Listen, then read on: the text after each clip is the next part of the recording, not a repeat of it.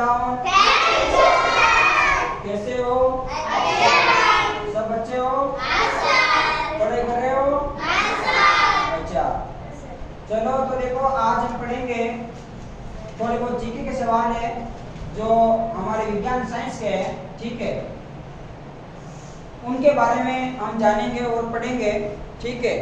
देखो कुछ आपके सामने लिखा हुआ है पीएच मान, जैसे किसी का मान होता है कि इसमें कितनी मात्रा कितनी है, उनके बारे में, ठीक है। जैसे देखो लिखा है जल का पीएच मान।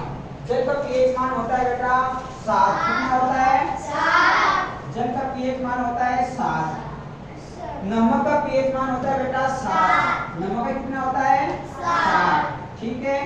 और मानव रक्त का पीएच मान होता है 7.4। कितना होता है? 7.4, ठीक है। इसका 7.4, ठीक है। और रुको, मानव का पीएच मान, मिट्टी का पीएच मान होता है 7 से 7.2। 7 से 7.2 होता है। इसका मान 7 भी हो सकता है, 7.2 भी हो सकता है, ठीक है। मानव आंसू का पीएच मान होता है बेटा 7.4। कितना होता है? 7.4। और चाय का पीएच मान होता है बेटा 5.5। कितना होता है? 5.5। सिरके का पीएच मान होता है 3। सोडे का पीएच मान होता है 3। सेब का पीएच मान होता है 3। और कॉफी का पीएच मान होता है 5। तो हमने कई के बारे में हमने इनका मान पढ़ा है और आगे भी है काफी जो सवाल है पीएच मान होता है। 10 सवाल और है, उनके बारे में पढ़ेंगे आगे। तो इनको आपको ध्यान में रखना है कि पानी का पीएच मान कितना होता है? 7। नमक का कितना होता है? 7। आगे किसका है?